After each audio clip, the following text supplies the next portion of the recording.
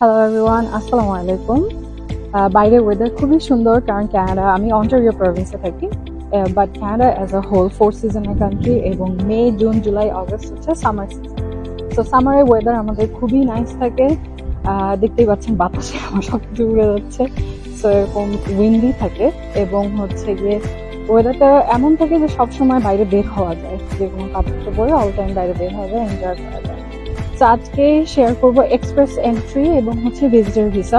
Visitor ভিসাটাই আমি mainly cover করার try করবো এবং এক্সপ্রেস এন্ট্রিটা এরপরে সেকেন্ড কোনো ভিডিওতে দিয়ে দিব।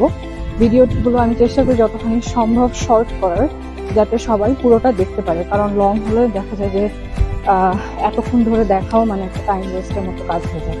তো আমি ট্রাই করবো এখন অন স্ক্রিনে এই নাইস ওয়েদার থেকে বাসায় গিয়ে আমরা অন স্ক্রিনে যাব এবং অন স্ক্রিনে আমরা ক্যানাডার ওয়েবসাইট থেকে দেখে নেব কীভাবে আমরা ভিজিটর ভিসায় অ্যাপ্লাই করতে পারি। তো আমাকে অনেকেই কোয়েশ্চেন করে যে ভিজিটর ভিসায় আসার জন্য কি কি করতে হবে। সো ভিজিটর ভিসাতে ক্যানাডাতে আসতে হলে যেগুলো করা যাবে, যা যা করতে হবে, রিকোয়ারমেন্টস, ফান্ডস, যা যা লাগবে সেগুলো সব কিছু আমি দেখিয়ে দিব। এর সাথে আরেকটা জিনিস বোনাস দিয়ে দিব, ভিজিটর ভিসাতে আসলে ক্যানাডাতে কোন কোন জায়গা, কোন কোন লোকেশন আপনাদের দেখা উচিত, কোথায় স্টে করা উচিত, কোথায় স্টে করলে আপনার জন্য কনভিনিয়েন্ট হবে সব দিকে কমিউট করা এবং সব ভিজিটর লোকেশনগুলো দেখা। সো ক্যানাডাতে ভিজিটার্স লোকেশন যখন কেউ ভিজিটে আসে, আমি বলবো ডেফিনেটলি নায়াগ্রা ফলস সবাই যেতে চায়। যদি ইউএস এর ভিসার সাথে থাকে তাহলে আপনি নায়াগ্রা ফলস দিয়ে ইউএসএ এন্টার করতে পারবেন এবং ইউএস এর নায়াগ্রা ফলস থেকে ইউএস এর যে সাইটটা সেটা দেখে আসতে পারবেন। আর এই সাইডে তো আপনি যেহেতু ক্যানাডাতে আছেন, অবভিয়াসলি ক্যানাডার সাইড আপনি দেখতেই পাচ্ছেন। এছাড়া আরো অনেক জায়গা আছে, এখন হচ্ছে Tobermory. Tobermory is a very nice place, beautiful place. ওটা সামার টাইমে খুবই এনজয় করা যায়। ক্রুজটা অবশ্যই আগে থাকতে বুক করে নিতে হবে। সো ক্যানাডা আসা মাত্রই ভিজিটর ভিসায় আসলে, ভিজিটর ভিসা আসার কিছুদিন পরে আপনি এটা অনলাইনে গিয়ে বুক করে নিতে পারেন। আচ্ছা, সেকেন্ড হচ্ছে Grotto Island. That's also beautiful nice place. তবে গ্রটো আইল্যান্ডে যদি কেউ এইজেড থাকে, এল্ডারলি পিপলকে নিয়ে যান তাহলে অসুবিধা হবে, কারণ ওটা একটু হাইকিং এর মতন জায়গা আছে ওখানে। সো হাইকিং ট্রেইল এগুলোতে তাদের জন্য উঠানামা সাধারণত একটু কষ্টকর বা ডিফিকাল্ট হয়ে যায়। সো এটাও মাথায় রাখতে হবে। তাদেরকে আপনি যে কোনো জায়গায় বসিয়ে বাকিটা তারা পার্কটা এনজয় করতে পারবে, যারা হাইকিং এর জন্য ইন্টারেস্টেড তারা বাকিটুকু ঘুরে দেখতে পারেন। আমি যেই পার্ক দিয়ে যাচ্ছি এটা একদম আমার বাসার কাছেই, বাসার একদম সামনে, দূরে না।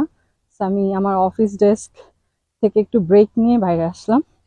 আচ্ছা, এরপরে আরো যেসব জায়গা আছে, আমরা যদি নিয়ার বাই লোকেশনস গুলো বলি যেগুলো ভিজিট করতে পারে মানুষ, হাই পার্ক, তারপরে সিএন এর ইভেন্ট হয় সামার টাইমে অগস্টে। সো ওই টাইমে আসলে সিএনই ইভেন্টটা খুবই ফানফুল হয়, যে কেউ সিএনই ইভেন্ট অ্যাটেন্ড করতে পারবেন। এরপর তো সিএন টাওয়ার, নায়াগ্রা ফলসের ওখানে টাওয়ার, এগুলো কিছু কমন লোকেশনস থাকবেই, যেগুলো আপনারা যে কেউ গুগলে সার্চ দিলে চলে আসবে। সো সাধারণত টবারম্যারি অ্যান্ড দেন হচ্ছে গিয়ে অরোয়া, পার্লামেন্ট হাউস। অরোয়াতে আরো কিছু ভিজিটিং লোকেশন আছে, কিছু মিউজিয়াম। তারপর হচ্ছে গিয়ে যেটা বললাম Grotto Island, and then Thousand Island. এই কিছু কমন প্লেস, 10টা থেকে 12টার মতো লোকেশনস। এগুলোই খুব মেজর, যে খুব সুন্দর লাগে বা খুব এনজয় করা যায়। এবং ক্রুজগুলোতে নায়াগ্রা ফলসে আপনার ইউএস বর্ডারেও নেয়। So if you have valid visa they will be able to let you enter US, আর না হলে আপনাকে ক্রুজে রাখবে এবং যারা এখানকার সিটিজেন তারা ইউজুয়ালি নামে ইউএস পোর্টে।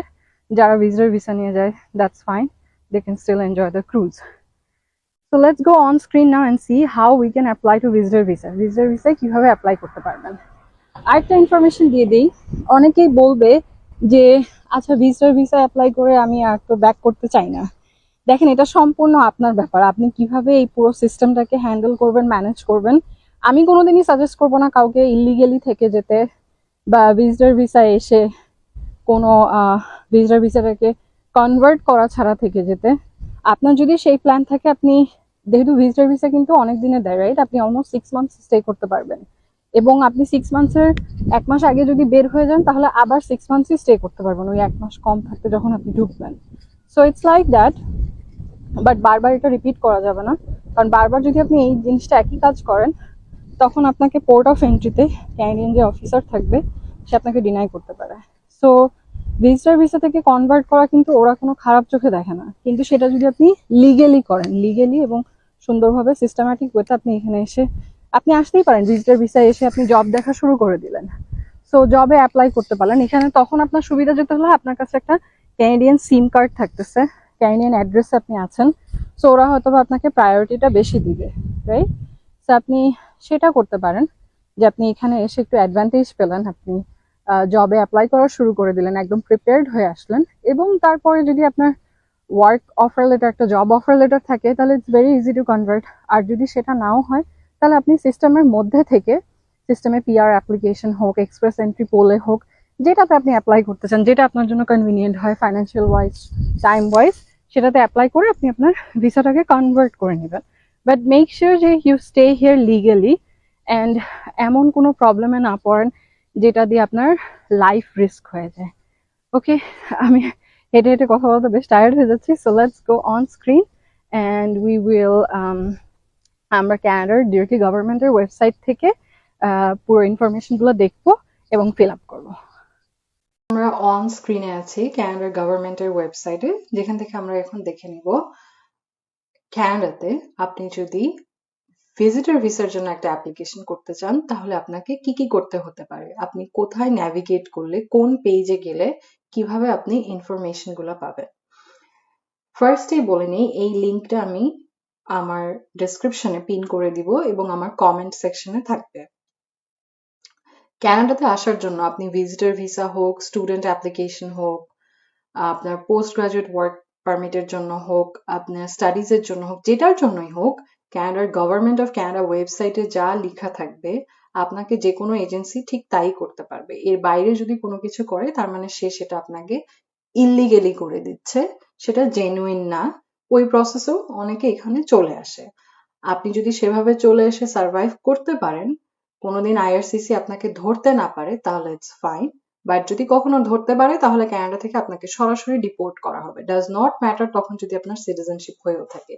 রিসেন্টলি কেন এই কথাটা বললাম, রিসেন্টলি নোভা স্কোশিয়াতে একটা ঘটনা ঘটছে যেখানে ওরা ফেক পেরোল চালাচ্ছিল, মানে একটা ফেক কনসালটেন্সি ফার্ম, সবকিছু চলতেছে, ওরা দেখাচ্ছিল যে ওরা এই মানুষগুলোকে এনে বেতন দিচ্ছে এবং ওইভাবে জব অফার দিয়ে, ফেক জব অফার দিয়ে তারা অনেক লোক আনছে। সো এইসব ক্ষেত্রে যেটা হয়, তারা $30,000-40,000 চার্জ করে, ওই বেসিসে সবাই লোভে পড়ে চলেও আসে। অলমোস্ট 2 to 3 ইয়ার্স পরে, এই ঘটনার পরে এখন তারা বের করছে যেটা পুরো একটা ফ্রড ছিল সিস্টেমের সাথে, এবং তারা এই সিস্টেমটা পুরো বন্ধ করে দিছে। সো নোভা স্কোশিয়াতে এখন যেটা শো করতেছে যে রেস্টুরেন্ট সাপ্লাই চেইনে তারা কোনো মানুষকে আর হায়ার করবেই না বাইরের থেকে, যাতে এখানে ফ্রড না হতে পারে। তারা রিজন দেখিয়েছে যে আমরা স্পট কোটা ফিল হয়ে গেছে, বাট অ্যাকচুয়ালি এটা রিজন না, কারণ এটার আগে এই ঘটনাটা ঘটে। ওরা যেখানে ডিক্লেয়ার করে যে, এবং তাদের আত্মীয় স্বজনদেরকেও তারা লেটার পাঠিয়েছে যে তোমরা যদি এটার সাথে জড়িত থেকে থাকো, যাদের অনেকের আপনার ইনভাইটেশন লেটার ছিল আত্মীয় স্বজনের কাছ থেকে বা স্পন্সর লেটার ছিল, যে তাহলে তোমাদের পাসপোর্টও, পিআর তো যাদের হচ্ছে যাবেই যাবে, তোমাদের পাসপোর্টও আমরা নিয়ে নিব, ডিপোর্ট করার নোটিশও হতে পারে। So be careful before you doing a fraud and then coming here, and if you think যে ও আমার 5 বছর হয়ে গেছে, পাসপোর্ট পেয়ে গেছে, আর কে আমাকে পায়, ব্যাপারটা আসলে এমন না। ওরা যদি কোনো সময় ইনভেস্টিগেশন করে 15 বছর পরেও বের করতে পারে, সেটা আপনাকে ইম্প্যাক্ট করবে must. Okay, let's deep dive into hour application for visitor visa. So এখন একটা নতুন সিস্টেম আসছে যেটা আগে ওদের ছিল না। বায়োমেট্রিক্স আগেও ছিল, কিন্তু এখন ওদের বায়োমেট্রিক্স এর জন্য ওদেরকে পে করতে হয়। সো বায়োমেট্রিক দিতে হবে এবং পেও করতে হবে। এই জায়গাটা একটু আপনারা দেখে নেবেন, who needs to give biometric. Let's click on this. Okay, so find out if you need to give biometrics, right? I did not give biometrics in the past. I gave biometrics in the past. So আমি ধরে নিচ্ছি maximum মানুষ আপনারা যারা apply করবেন আপনাদের biometric থাকবে না। সেক্ষেত্রে আপনারা I did not give biometrics in the past should be selected. Select the country code that matches the one on your passport. So for example, যদি আপনি বাংলাদেশি হন তাহলে আপনি বাংলাদেশ BGD সিলেক্ট করবেন। What will you apply for? Electronic travel authorization? No. Visitor or super visa, visitor extension. So extension হচ্ছে যারা কানাডায় ঢুকে গেছেন এবং এক্সটেন্ড করতে চাচ্ছেন তাদের জন্য। আপনারা যারা একদম ফ্রেশ অ্যাপ্লাই করবেন তাদের জন্য হবে ভিজিটর ভিসা। এখানে দেখেন study or work permit, study or work permit extension, permanent residence, includes family, economic class, permanent resident card হচ্ছে কি এখানে আসার পরে, পিআর ভিসাতে আসার পরে আপনার 6 উইকস পরে পিআর কার্ডের জন্য অ্যাপ্লাই করা হয়, ওইটা বাংলাদেশে থাকতে না। Permanent resident travel document, refugee protected, so সবগুলো অপশন এখানে আছে যে যেটাতে অ্যাপ্লাই করতে চাই, এবং এরপরে আপনি খুব ইজিলি ভিসাতে অ্যাপ্লাই করতে পারবেন। Okay, let's go to the main application. So main application পেজে আসলে এটা একটা জিনিস আমরা দেখলাম, how the new application process works. Let's click on this. See, it's very nicely described. এখানে দেখাই যাচ্ছে we refer to your fingerprints and photo as biometrics. So আপনার fingerprint and photo যেরকম আমাদের এনআইডি কার্ডে বাংলাদেশের সিস্টেম, ঠিক একইভাবে এখানেও ফটো অ্যান্ড ফিঙ্গারপ্রিন্ট দিয়ে আপনার বায়োমেট্রিক কালেক্ট করা হচ্ছে। Find out what happens from when you submit your application to when you get Canada and where biometrics fits in the process. So কোথায় বায়োমেট্রিকটা অ্যাকচুয়ালি লাগতেছে এটা ওরা আপনাকে বলে দিচ্ছে। আচ্ছা, apply for your visitor visa, study permit or work permit. If you want to visit, study or work in Canada, make sure you're eligible to apply. Use our application guides to help fill out your application properly, then submit your application.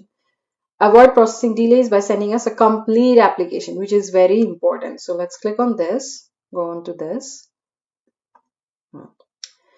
এখন what is a complete application package? এই জিনিসটা সবচেয়ে important. আপনাদের যেটা main problem হয়, আমার first ভিডিওটা থেকে সবাই আমাকে কোয়েশ্চেন করে যাচ্ছে, এটা কোথায় পাবো, ওইটা কোথায় পাবো, এটা কি লাগবে, ওইটা কি লাগবে, যার কারণে এই ভিডিওটা আমি একটু লং করে বানাচ্ছি।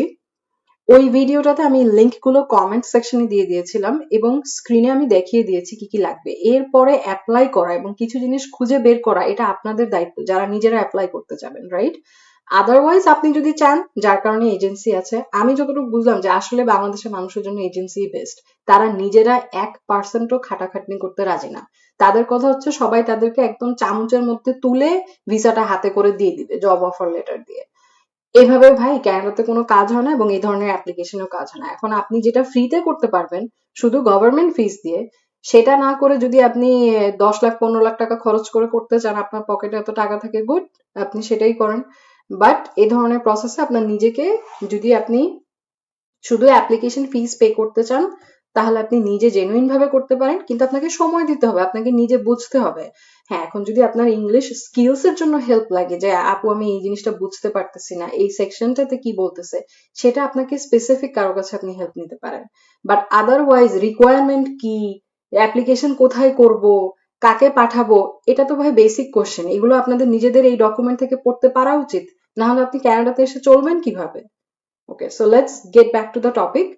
Complete application package কি কি থাকা লাগবে? Answer all the questions on the application form. Must. যা যা question জিজ্ঞেস করবো, yes, no, not applicable, make sure you answer them. Submit proof you paid the fees that apply on your application. আপনি যেই ভিসার জন্য অ্যাপ্লাই করতেছেন সেই ভিসাটা, ক্রেডিট কার্ড, ভিসা কার্ড যাই দিয়ে আপনি পে করবেন সেটা প্রুফ অফ ডকুমেন্ট লাগবে। All forms needed and documents. So visitor visa, IELTS বা এগুলো কিছু লাগে না। ভিজিটর ভিসার জন্য প্রুফ অফ ফান্ড লাগে, আর আপনার ট্রাভেল ইটারনারি লাগে, সেটা আপনাকে রেডি রাখতে হবে। Okay, if you forget to send a document or pay the fees that apply, যদি আপনি কোনো কারণে ভুলে যান, we may return your application to you, your processing time may be delayed, or we may refuse your application, right? First, read the instruction guide. আমি বলবো এটা খুবই ইম্পর্টেন্ট, ইনস্ট্রাকশন গাইডটা সবাই পড়বেন। সময় নিয়ে ইনস্ট্রাকশন গাইডটা পড়ে বুঝবেন যে এখানে কি কি বলতেছে, কি কি লাগবে, immigration officer, identity card, so যাতে আপনার অ্যাপ্লিকেশন প্যাকেজ যারা নিজেরা করবেন যাতে এখানে কোনো ভুল না হয়। And the application package that includes the application forms you need to fill out and shows the fees you need to pay. আচ্ছা, অ্যাপ্লিকেশন প্যাকেজটাও একটু দেখিয়ে দিচ্ছি আপনাদেরকে। সো এই যে an applicant application package, a form or a checklist না, let's see এটাই। এখন হচ্ছে কি আমরা যাবো immigrate, visit, work or study. দেখেন ড্রপ ডাউনে সব রকম কিছু ওরা দিয়ে দিচ্ছে। এরপরে এর থেকে ইজি করে আমার মনে হয় না কোনো কান্ট্রির ভিসা এত ইজি। জার্মানিতে যাওয়া অনেক ডিফিকাল্ট, আমি যতজনের কাছে শুনছি। What are you applying for? To study in Canada, to visit or transit through Canada? So to visit or transit দুটো ওরা একসাথে দিয়ে রাখছে, আপনার সিলেকশন এটাতেই আসবে কারণ আপনি ভিজিটর ভিসা আসতে যাচ্ছেন। Select an application package required. ETA আপনার জন্য না, visitor visa, temporary resident visa. Nice, get the application package. আচ্ছা, এখন ওরা বলে দিচ্ছে prepare documents and apply. So এটা ভেনিজুয়েলার জন্য, এটা আপনার জন্য অ্যাপ্লিকেবল না। প্রিপেয়ার ডকুমেন্টস এন্ড অ্যাপ্লাই এর মধ্যে কি কি পড়তেছে? Why are you applying for visitor visa? To visit as a tourist, visit for business. So যারা বিজনেস পারপাসে আসবেন, ওদের কোনো বিজনেস মিটিং ইনভাইটেশন বা স্কেজুলড বা যেই কোম্পানির সাথে আপনি বিজনেস করতে আসতেছেন সেটা আপনাকে শোকেস করতে পারতে হবে। এরকম না যে আমি বাংলাদেশে ব্যবসা করি, আমি এখানে আসতেছি মার্কেট জাজ করতে, এভাবে করে যে business visa, it's not like that.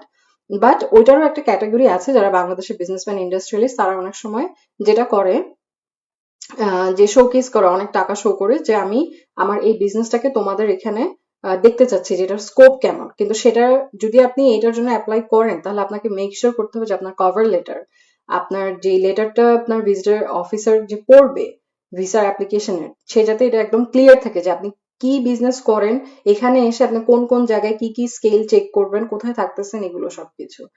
আচ্ছা, বাংলাদেশের অনেক মেয়েরা এই জিনিসটা জানেই না যে স্পাউস এখানে থাকলে ভিজিট হিসেবে এখানে আসা যায়, এবং যতদিন পর্যন্ত তার পিআর পার্মানেন্ট রেসিডেন্সিয়াল না হবে অতদিন পর্যন্ত কিন্তু সে তার স্পাউস হাজবেন্ডের সাথে থাকতে পারবে, হাজবেন্ড যদি স্টুডেন্ট হিসাবেও আসে। সো অনেকেই দেখা যায় ওয়াইফকে রেখে আসে, অনেক বছর ধরে ওয়াইফ দেশেই আছে, কোনো খবর নাই। তো এই কাজটা করার কোনো দরকার হয় না, ওয়াইফ খুব ইজিলি ভিজিট ভিসায় আসতে পারবে, অ্যাজ লং অ্যাজ ওয়াইফ যদি তার নিজের ইনকাম না থাকে, ফাদারের ইনকাম শো করে, অথবা হচ্ছে গিয়ে তার হাজবেন্ডের ইনকাম এখানে যদি থাকে, এবং সে যদি দেখায় যে তার ওয়াইফ ভিজিটে আসলে সে তার ওয়াইফের খরচ বেয়ার করতে পারবে। সো এইভাবে আপনি ইজিলি আপনার ওয়াইফকে ভিজিটর ভিসা এনে ক্যানাডাতে রাখতে পারেন, যতদিন তার পিআর না হয়, সে বের হবে, যাবে, আসবে ইজিলি। এবং এটার কারণে আসলে পিআরটাও ইজি হয়ে যাবে তখন। আচ্ছা, ফর আ ফ্যামিলি ভিজিট, সেই ক্ষেত্রে ইউজুয়ালি ওরা প্রেফার করে যে ফ্যামিলির কাছে আপনি ভিজিট করবেন তার একটা লেটার ইস্যু করুক। এটা স্পন্সরশিপ না, ওকে?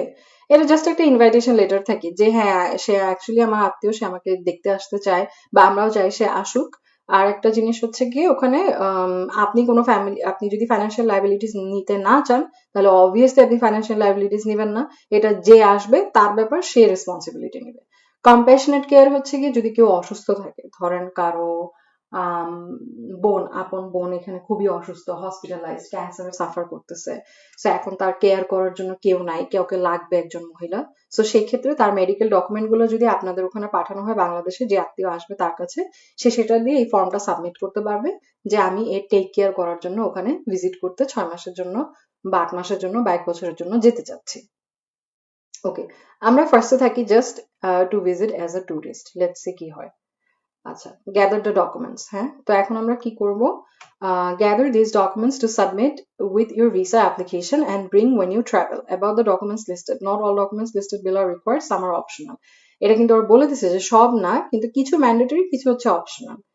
ওকে, এখানে যা যা অনেক কিছু আছে এগুলো আপনারা পড়ে নিতে পারেন। Tourist, first of all identity document সবসময় লাগবে, আপনার একটা ভ্যালিড পাসপোর্ট থাকতে হবে। পাসপোর্টে যদি ইউএস বা অন্যান্য ডিফারেন্ট কান্ট্রির ভিসা থাকে, এটা ইউজুয়ালি একটু ইজি হয়, বাট ক্যানাডা রিয়েলি খুব একটা কেয়ার করে না যে আপনি আগে কোথাও বেড়াতে গেছেন কি যান নাই, ওদের কিছু আসে যায় না খুব একটা। আচ্ছা, এরপরে হচ্ছে গিয়ে কোনো রিপ্রেজেন্টেটিভ ইউজ করলে তাকে আপনার সাইন করে দিতে হবে। রেকমেন্ডেড ডকুমেন্টস, এটা একটা দেখি। ট্রাভেল হিস্ট্রি থাকলে অবশ্যই ট্রাভেল দিতে হবে, আপনি যদি আগে ক্যানাডাতে ট্রাভেল করে থাকেন তাহলে সেটাও মেনশন করতে হবে। ওকে, details, your previous passports or visas, entry and exit stamp, study and or work permits that indicate your duration outside of your country, expired or valid visa. So আপনি বাংলাদেশ থেকে যতবার বাইরে বেরিয়েছেন গত 10 বছরে, এই ট্রাভেল হিস্ট্রিটা যাতে খুব ক্লিয়ার থাকে ওদের কাছে। আইটিনারি বা ইটিনারি যেটা বলেন, মানে ফ্লাইট ডিটেলস আপনার। সো ওখানে হচ্ছে গিয়ে, সো ভিজিটর ভিসার ক্ষেত্রে যেটা এখন অনেকের কোয়েশ্চেন থাকতে পারে, আপু তাহলে কি আপনি বলতেছেন যে আগে আমি ফ্লাইট বুক করে রাখবো, পরে যদি না হয়?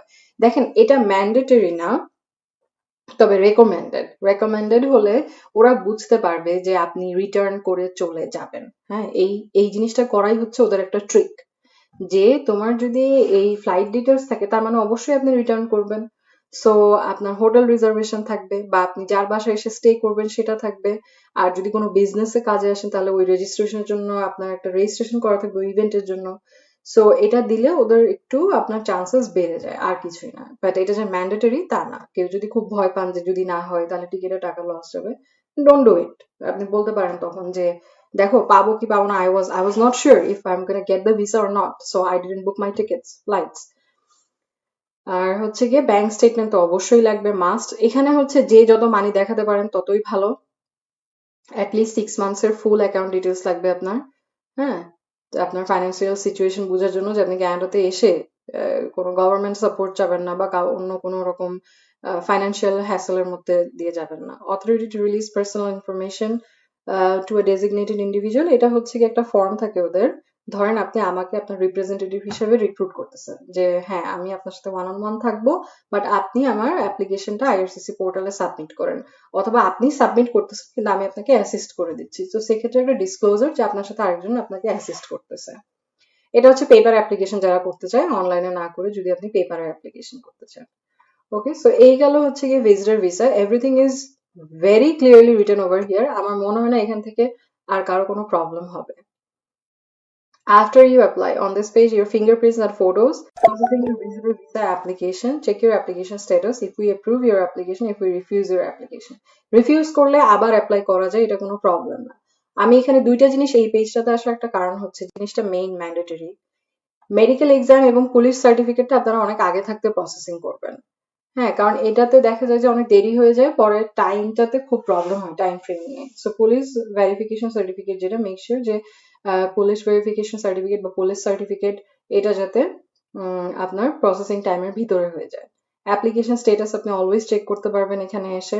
If you applied online, so you will get 2 letters in your IRCC account, a letter with instructions to submit your passport, our decision letter. This approval does not mean you can travel to Canada. You need to wait until we put the visa in your passport you submit to us. So এই পর্যন্ত আসা মানে আপনি ধরে নেন আপনি Canada আসতেছেন, কারণ আপনি যখন পাসপোর্ট দিবেন ওরা জাস্ট আপনাকে ভিসাটা লাগিয়ে আপনার কাছে দিয়ে দিবে। আচ্ছা, এরপর আছে prepare for your arrival. Documents you need before you travel to Canada. So অনেকে এই ধরনের ভুল করে, এয়ারপোর্ট থেকে আমি শুনেছি 2-3 জন রিটার্ন করে চলে গেছে বিকজ তাদের ডকুমেন্ট ঠিক ছিল না। সো যা ডকুমেন্ট আপনি এই অ্যাপ্লিকেশন প্যাকেজটাতে সাবমিট করবেন, আপনার যদি নিজের উপরে কোনো ডাউট থাকে, ওকে, আপনি যেটা করতে পারেন ওই অ্যাপ্লিকেশনটা পুরো একটা ফটোকপি করে পুরো প্যাকেজটা আপনি আলাদা করে রেখে দেন এবং ওই প্যাকেজটাই আপনি আসার সময় আপনার সাথে নিয়ে আসেন। পাসপোর্ট আর আপনার টিকিট ছাড়া ওই প্যাকেজটা পুরোটা নিয়ে আসবেন যে এটাই আমি সাবমিট করছি, সো দ্যাট ইট ম্যাচেস। এবং ওই প্যাকেজে যা ইনফরমেশন থাকবে আপনাকে যখন অ্যারাইভাল এখানে করার পরে ইমিগ্রেশন অফিসার আপনাকে যা জিজ্ঞেস করবে পোর্ট অফ এন্ট্রিতে, make sure the answer matches. অনেকের অ্যান্সার ম্যাচ করে না, তাদেরকে সেকেন্ড ফ্লাইট করে তারা রিটার্ন ব্যাক করায় দেয়। ক্যানাডা খুবই সহজ, কিন্তু ক্যানাডাতে যদি কোনো ফ্রড করে কেউ বা ওরা যদি একটু টের পায় খুব সহজে যে এখানে কোনো ফ্রড আছে, ওই ক্ষেত্রে ওরা খুবই strict, very very strict. You are normally allowed to stay in Canada for up to 6 months, যেটা আগে বললাম। সো এর পরে থাকতে গেলে আপনাকে হয় এক্সটেন্ড করতে হবে, আর না হলে হচ্ছে কি আপনার আপনি এক্সিট করে আবার রি এন্টার করতে পারেন। হ্যাঁ, সো যেহেতু ভিডিওটা আর গেলে অনেক লং হয়ে যাবে, আমি আশা করি এর থেকে অনেকের অনেক হেল্প হবে। এবং সামার টাইম যেহেতু চলে আসতেছে, যারা অ্যাপ্লাই করতে চান, please go to canada.ca immigration and citizenship, then click on visit visa and then visitor visa, temporary resident visa, আমি যেভাবে দেখালাম। এরপরে সেকশনস গুলো এখানে থাকবে, আপনি একটা একটা করে ক্লিক করলেই ওরা আপনাকে ডিরেক্টলি ওই পোর্টালগুলোতে নিয়ে যাবে এবং তখন আপনি যে কোনো সেকশনে ক্লিক করে সেখানে গিয়ে আপনার অ্যাপ্লিকেশন সাবমিট করতে পারেন। All right, all the best to everyone. Thank you. Allah Hafiz. Visitor Visa Part 3.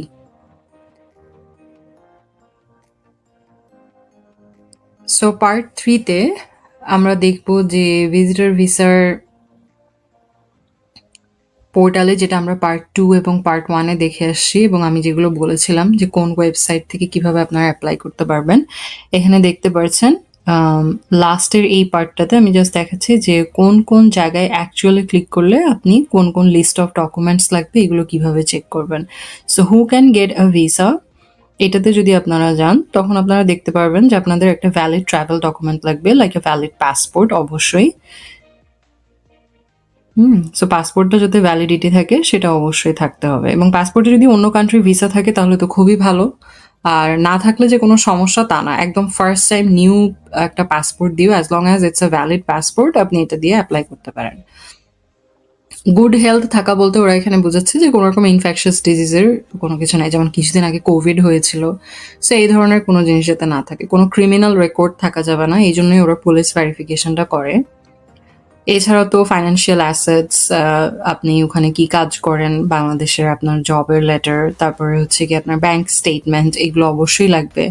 আপনার কোনো পার্মানেন্ট হাউস থাকলে, পারচেজ করা হোম থাকলে আপনি সেটাও শোকেস করতে পারেন। So it becomes more solid, right? এবং এগুলো থাকলে আপনার সুবিধা, কারণ আপনি যদি এখানে আসার পরে ওয়ার্ক পারমিটে অ্যাপ্লাই করেন বা ওয়ার্ক পারমিট পেয়ে যান, অথবা এখানে থেকে ভিজিটর ভিসা এসেই পিআর এর জন্য প্রসেসিং বা এক্সপ্রেস এন্ট্রিতে অ্যাপ্লাই করেন, তাহলে অলরেডি আপনার ফাইলের কিছু অংশ অলরেডি ওখানে আছে যেখান থেকে আপনি ট্রান্সফার করে ফাইলটাকে কনভার্ট করতে পারবেন যে হ্যাঁ, এখন আমি পিআর এর জন্য পার্মানেন্ট রেসিডেন্সি অ্যাপ্লিকেশন করতে চাই, অথবা আমি এক্সপ্রেস এন্ট্রির জন্য অ্যাপ্লাই করতে চাই, রাইট? সো যে যত বেশি ডকুমেন্ট সাবমিট করবে তার জন্য ততই বেশি বেনিফিশিয়াল। আমি একজনের কেস করেছিলাম কিছুদিন আগে।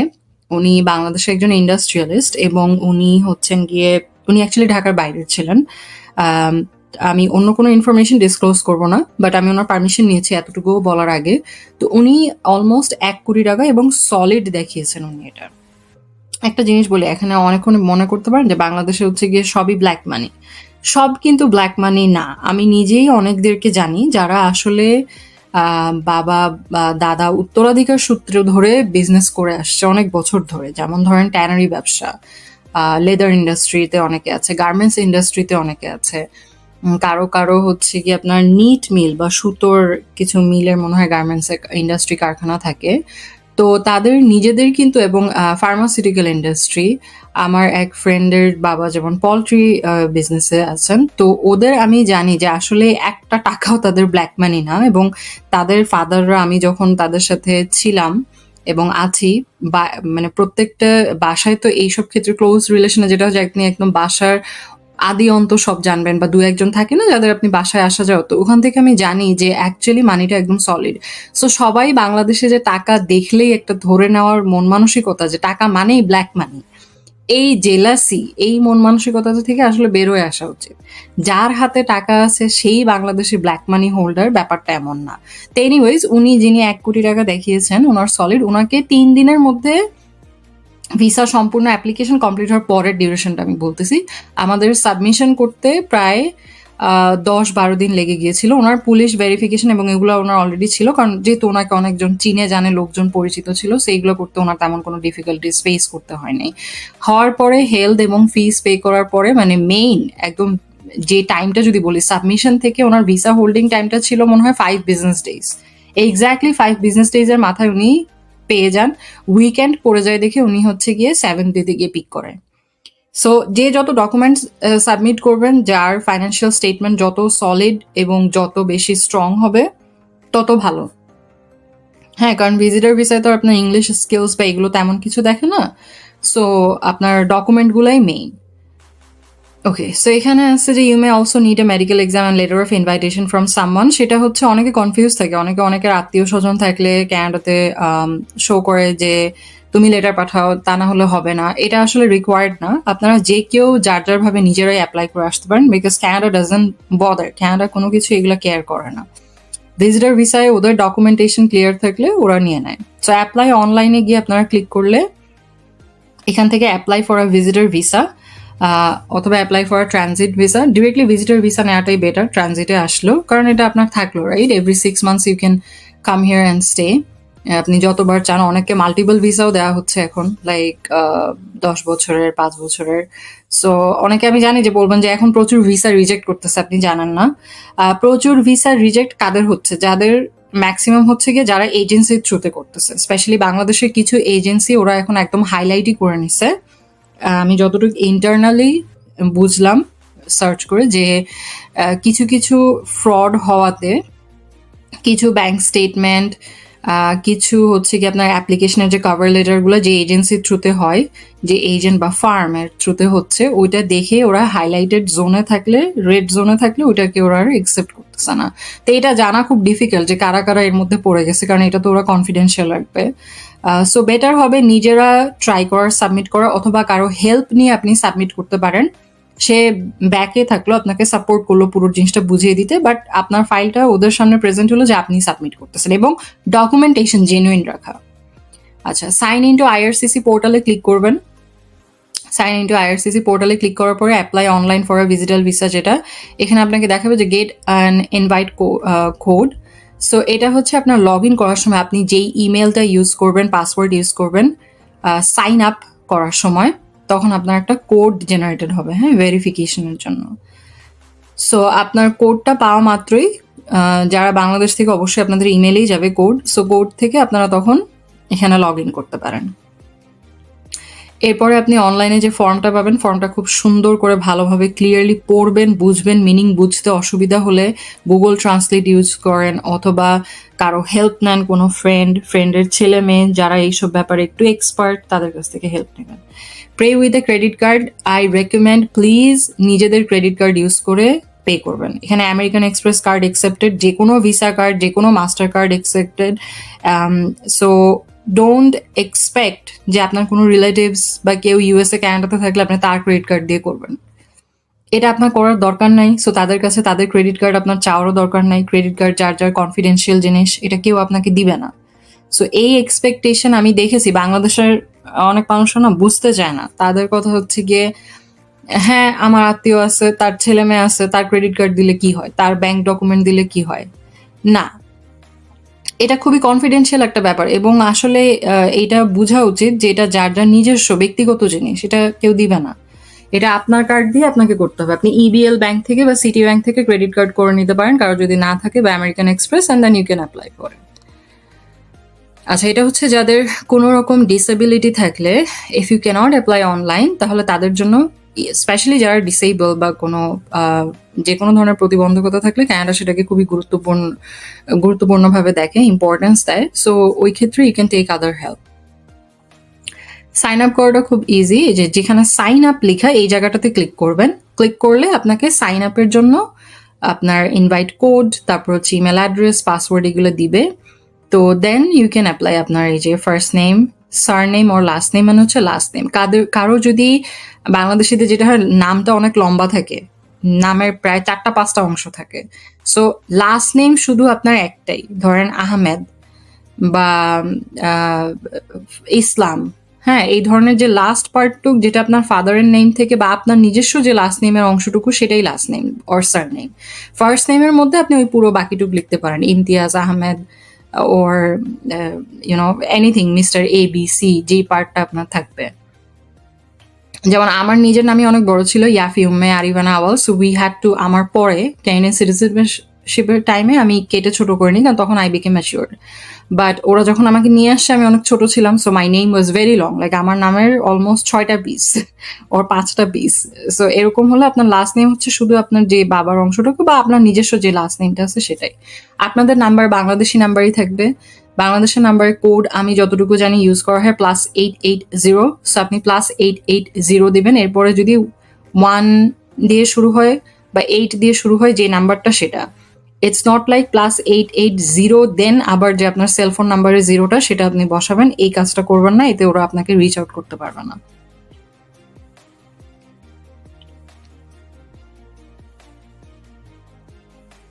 বায়োমেট্রিক্সটা দেওয়া লাগবে, এবং এখন আমি যতটুকু জানি বায়োমেট্রিক্সের জন্য ওদেরকে একটা ফিজও পে করতে হচ্ছে এক্সট্রা। আগে এক্সট্রা ফিটা ছিল না। সো এক্সট্রা ফিটার জন্য আপনারা এটা দেখে নেবেন। আমি ভিডিও 2তে এটা দেখিয়ে দিয়েছি যে কোথায় গেলে এটা দেখা যায়। So if you click on I didn't give biometrics in the past, যাদের পাস্টে যদি থাকে তাহলে সেটা আপনারা ইউজ করতে পারেন, আর যদি পাস্টে না থাকে, অন্য কোনো ভিসা পারপাসে না করা হয়ে থাকে, তাহলে এটা ফ্রেশ করে